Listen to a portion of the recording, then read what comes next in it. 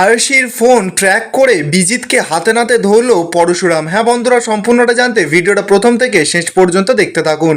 ধারাবাহিকের শুরুতে দেখা যাচ্ছে বিজিত ভূমিকাকে ফোন করেছে। ভূমিকাকে ফোন করে বলছে যে আমি বিজিত বলছি, তোমাদের বাড়ির জামাই বলছি।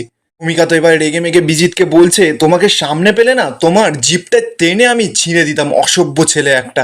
বিজিত তো এবার ভূমিকাকে বলছে যে মুখ সামলে কথা বলুন, আমি কিন্তু আপনার থেকে আমার ক্যারেক্টার সার্টিফিকেট চাইনি। ভূমিকা তখন রেগে মেগে বলছে যে তাহলে তুমি কি করতে ফোন করেছো। বিজিত তখন বলছে যে আমি আয়ুষীকে চাই। বিশ্বাস করুন, আয়ুষীকে না আমি ভুলতে পারছি না, কিছুতেই ওর মুখটা আমি ভুলতে পারছি না। আমার লোকজন এখান থেকে যাবে, আমার লোকজন গিয়ে আয়ুষীকে নিয়ে আসবে। ভূমিকা তখন বিজিতকে সরাসরি বলছে যে আয়ুষী বাড়িতে নেই। বিজিত তখন ভূমিকাকে বলছে, হ্যাঁ আমি জানি তো আয়ুষী বাড়িতে নেই, আয়ুষী এখন ডিপার্টমেন্টে আছে। ওই তটিনী গাঙ্গুলি আয়ুষীকে তল্লাশি নিচ্ছে, আয়ুষীকে ওখানে বসিয়ে জেরা করছে, জেরা। কি আমি ঠিক বললাম তো? আয়ুষীকে যত তাড়াতাড়ি পারবেন ওই ডিপার্টমেন্ট থেকে ছাড়িয়ে নিয়ে আসুন। আপনি চিন্তা করবেন না, আমার লোক ঠিক ওখানে পৌঁছে যাবে, আমার লোক গাড়ি নিয়ে যাবে, আর সেই গাড়ির নাম্বারটা আমি আপনাকে বলে দেব। আয়ুষীকে আমার কাছে পৌঁছে দিন তাড়াতাড়ি। ভূমিকা তো এবার রেগে মেগে বলছে যে আয়ুষী তোমার মুখ দেখতে চায় না, আয়ুষী তোমাকে ঘৃণা করে। পিজিত তখনই বলছে, দূর বাবা, আপনি এসব বুঝবেন না, জানেন তো ওটাকে না ভালোবাসা বলে, ভালোবাসা। আমি কিন্তু আপনাকে বারবার করে বলছি আয়ুষীকে যত তাড়াতাড়ি সম্ভব আমার কাছে পাঠিয়ে দিন। ভূমিকা তখন বিজিতকে বলছে, দেখো ওকে কিন্তু ওখান থেকে বের করা ইম্পসিবল। বিজিত তখন সরাসরি বলছে, যদি ওই জিৎ মুখার্জিকে জ্যান্ত ফিরে পেতে চান তাহলে কিন্তু আয়ুষীকে যত তাড়াতাড়ি সম্ভব আমার কাছে পাঠাতেই হবে।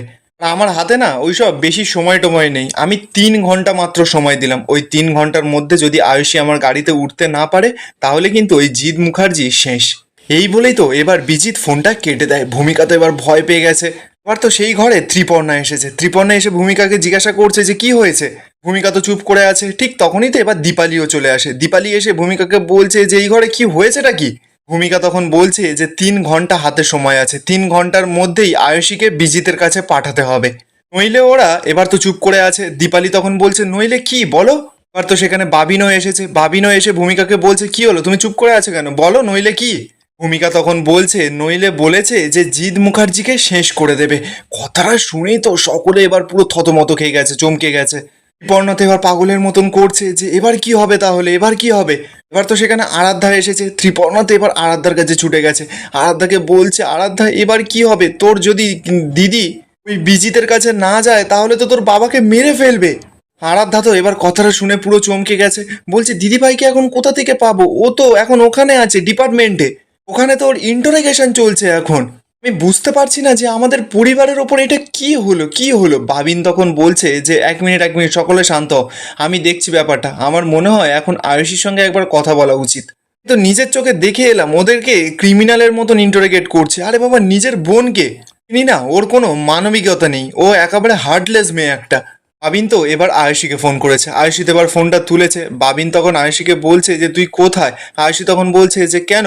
বাবিন তখন বলছে যে বিজিত আমাদেরকে ফোন করেছিল, 3 ঘন্টার মধ্যে যদি তোকে বিজিতের হাতে তুলে না দিই তাহলে কিন্তু ড্যাডের লাশ পড়ে যাবে বলেছে। কথাটা শুনেই তো এবার আয়ুষী পুরো ভয় পেয়ে গেছে। আয়ুষী তো এবার কাঁদছে। ঠিক তখনই তো এবার নন্দিনী আয়ুষীর কাছে গেছে। আয়ুষীকে বলছে, আয়ুষী কি হয়েছে, তুই এরকমভাবে ভয় পাচ্ছিস কেন, কাঁদছিস কেন। আয়ুষী তো এবার কাঁদছে আর নন্দিনীকে বলছে যে বাবিন্দা ফোন করেছিল, ওদেরকে নাকি বিজিত ফোন করেছে। বিজিত ফোন করে বলেছে আমাকে যদি বিজিতের হাতে তুলে না দেওয়া হয় তাহলে ও ড্যাডিকে পুরো শেষ করে ফেলবে। নন্দিনী তো এবার কথাটা শুনেই অবাক হয়ে যায়। নন্দিনী এবার আয়ুষীর কাছ থেকে ফোনটা নিয়ে নেয়। নিয়েই এবার ফোনটা ধরে বলছে যে হ্যালো। ভূমিকা তো এবার অপর দিক থেকে ফোনটা ধরেছে। নন্দিনী ভূমিকাকে বলছে যে সব আমি কি শুনছি, আয়ুষী কি বলছে। ভূমিকা তখন নন্দিনীকে বলছে যে হ্যাঁ, আয়ুষী যা বলেছে একদম ঠিক কথা বলেছে। নন্দিনী তখন বলছে যে তাহলে এখন কি হবে, আমি তাহলে তটিনীকে জানাই। ভূমিকা তখন বলছে যে না না, এখন তটিনীকে জানাতে হবে না, যেমন বুনো ওল তেমন তার বাঘা তেঁতুল হওয়া উচিত। নন্দিনী তো এবার কথাটা বুঝতে পারে না, বলছে মানে। ভূমিকা তখন বলছে মানেটা এখন বুঝতে হবে না, ফোনটা রাখো। এই বলেই তো ভূমিকা ফোনটা রেখে দেয়। ভূমিকা তো এবার নিজের ফোন থেকে পরশুরামকে ফোন করেছে। পরশুরাম তো ফোনটা তুলেছে। ভূমিকা তখন বলছে যে বৌমণি বলছি। পরশুরাম তখন বলছে যে হ্যাঁ বলুন। ভূমিকা তখন বলছে বিজিত আমাদের ফোনে ফোন করেছিল। পরশুরাম তো শুনেই অবাক, বলছে কি বলছে বিজিত। ভূমিকা তখন জানায় যে বিজিত বলছে যদি না আয়ুষীকে আমরা 3 ঘন্টার মধ্যে ওর গাড়িতে তুলে দিই, আর যদি আমরা আয়ুষীকে ওর গাড়িতে না তুলে দিই তাহলে জিৎ মুখার্জির লাশ পড়ে যাবে। কথাটা শুনেই তো পরশুরাম পুরো চমকে যায়, বলছে কি বলছেন কি আপনি? ভূমিকা তখন বলছে যে হ্যাঁ, আমি এখন কি করব, ও বলেছে ও আবারও ফোন করবে। পরশুরাম তো এবার একটু ভেবেচিন্তে ভূমিকাকে বলছে যে আপনি ওকে গাড়ি পাঠাতে বলুন। ভূমিকা তো অবাক, বলছে কি বলছো কি তুমি? পরশুরাম তখন বলছে যে হ্যাঁ, আমার ওপর একটু ভরসা করতে পারেন। ভূমিকা তখন বলছে হ্যাঁ, ভরসা তো আছে, ভরসা আছে বলেই তো সবার প্রথম তোমাকে আমি ফোনটা করেছি। পরশুরাম তখন বলছে তাহলে ঠিক আছে, ওকে গাড়িটা পাঠাতে বলুন, আজকেই বিজিত লাহিড়ী শেষ কাহিনীটা আমি লিখে দেব। বলেই পরশুরাম ফোনটা কেটে দেয়। পরশুরাম তো এবার বলরামকে বলছে যে বলরাম, একটা মিশন আছে। বলরাম তখন বলছে কিরকম মিশন? পরশুরাম তখন বলছে যে একটা গাড়ি আসবে, সেই গাড়িটাকে তুই ফলো করতে করতে যাবি, কভার করতে করতে যাবি। বলরাম তখন পরশুরামকে বলছে যে আর তুই কোথায় যাবি? পরশুরাম তো এবার পুরো প্ল্যানটা বলরামকে পরিষ্কারভাবে বুঝিয়ে দেয়। প্ল্যানটা শোনার পর বলরাম বলছে হ্যাঁ, প্ল্যানটা তো বেশ সুন্দর।